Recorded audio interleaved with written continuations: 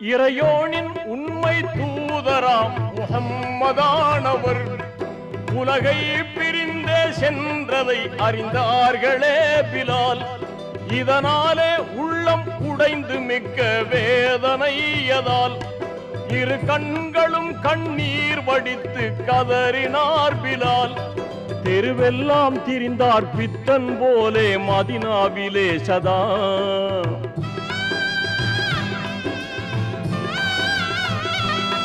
தெருவெல்லாம் திரிந்தார் பித்தன் போலே மதினாவிலே சதா.